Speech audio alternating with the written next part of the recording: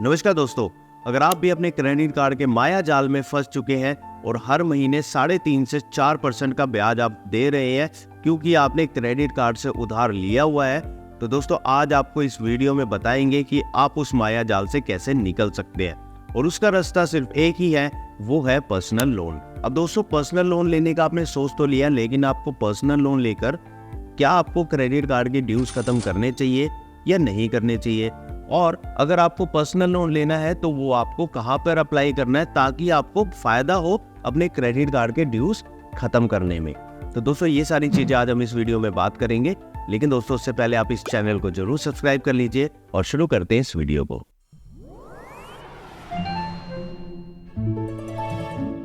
अब दोस्तों सबसे पहले देखिए, अगर आपने पर्सनल लोन लेकर अपने क्रेडिट कार्ड के ड्यूज खत्म करने का सोच लिया है तो सबसे पहला सवाल मन में ये आता है कि आखिरकार वो पर्सनल लोन कहाँ से ले। तो दोस्तों आपको कहाँ पर अप्लाई करना है, आपको अपने बैंक में अप्लाई करना है जहाँ पे आपका सेविंग या फिर करंट अकाउंट है। वहां पर आप पता करें कि वो जो है कितने ब्याज दर पर आपको पर्सनल लोन दे रहे हैं।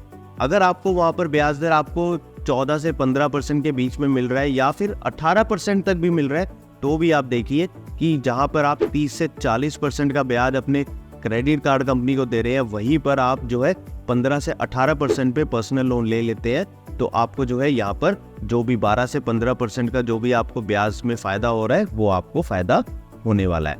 अब दोस्तों जिस भी बैंक में आप अप्लाई कर रहे हैं पर्सनल लोन, वहाँ पे 3 चीजें आप जरूर पता करें। सबसे पहले तो जो भी पर्सनल लोन आपको दे रहे हैं वो जो है कितना प्रोसेसिंग चार्जेस आपसे ले रहे हैं, जो कि 1% भी होता है, 2% भी होता है, या फिर कुछ बैंक इससे कम भी लेते हैं, तो वो प्रोसेसिंग चार्जेस आप पता कर लें। दूसरी चीज, कितना ब्याज दर आपसे ले रहे हैं वो आपने पता कर लिया। और तीसरी चीज, अगर आप उस लोन को पहले बंद करते हैं तो उसके प्री पेमेंट के चार्जेस कितने हैं। अब ये प्री पेमेंट चार्जेस क्या होते हैं, अगर आपने 5 साल का लोन कराया और आप 2 साल में उसको बंद करना चाह रहे हैं तो कुछ बैंक जो है इस केस में प्री पेमेंट के चार्जेस भी लेते हैं। तो आपको जो अपने बैंक में पता करना है कि नया लोन लेने पर आपको एक्चुअल में आपके अकाउंट में कितना पैसा आने वाला है। अब देखिए, मान लीजिए आपका 1 लाख रुपए का ड्यूज खड़ा है अपने क्रेडिट कार्ड पर और आप जो है पर्सनल लोन अप्लाई कर देते हैं 1 लाख का, तो ये चीज ऑब्वियस है कि 1 लाख पूरा आपको बैंक से नहीं मिलेगा, क्योंकि उसमें बैंक अपने प्रोसेसिंग या फिर डॉक्यूमेंटेशन के चार्जेस भी काटेगा।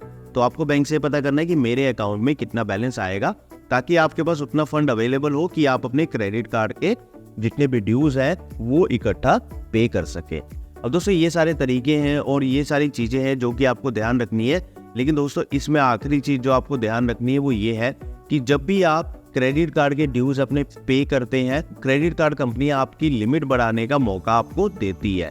और वो कैसे मौका देगी, आपको जो है टेक्स्ट मैसेज आएगा कि आपकी जो है लिमिट इंक्रीज कर दी गई है 3 लाख से 4 लाख तक। अगर आपको वो अवेल करनी है तो आप इस लिंक पर क्लिक कर दीजिए। तो इस तरीके से जो है आपकी क्रेडिट कार्ड की लिमिट भी बढ़ जाती है। लेकिन दोस्तों आपको ये चीज ध्यान रखनी है कि आप अभी रिसेंटली माया जाल से निकले हैं, तो आप कोशिश करें कि आप अपनी क्रेडिट लिमिट ना बढ़ाएं, ताकि आप कल को दोबारा इस तरह ओवरबर्डन दोबारा ना हो। और इसी के साथ आपको ये भी ध्यान रखना है, जब आपका पर्सनल लोन का अमाउंट आपके अकाउंट में आ जाएगा तो आपको इमीडिएटली अपने क्रेडिट कार्ड के ड्यूज खत्म करने हैं, क्योंकि दोस्तों जितना डिले आप करेंगे उतना ही इंटरेस्ट आप अब पर्सनल लोन पर भी दे रहे हैं और वहीं पे आप अपने क्रेडिट कार्ड पर भी दे रहे हैं। तो आपको जो है जैसी अमाउंट आपके अकाउंट में आता है तो आपने इमीडिएटली जो है अपने क्रेडिट कार्ड के ड्यूज आपको पे करने हैं। अगर आप ये नहीं करेंगे तो 2 जगह आपका फिर ब्याज चलने लग जाएगा, तो इस चीज का आपको बहुत ज्यादा ध्यान रखना है। तो दोस्तों ये सारी जो भी आज बातें करी है, इन चीजों का आपको ध्यान रखना है, और उम्मीद करते हैं दोस्तों आपको ये वीडियो जरूर पसंद आया होगा। अगर आपके मन में कोई भी सवाल जवाब होते हैं, आप हमारे टेलीग्राम चैनल के साथ जुड़कर वहां पर आप लिख सकते हैं, वहां पर आपको मेरे द्वारा जो है डायरेक्टली जवाब दिया जाएगा। और दोस्तों इस वीडियो को जरूर लाइक करें, चैनल को सब्सक्राइब करें और इस बैंकर दोस्त के साथ हमेशा जुड़े रहें। धन्यवाद।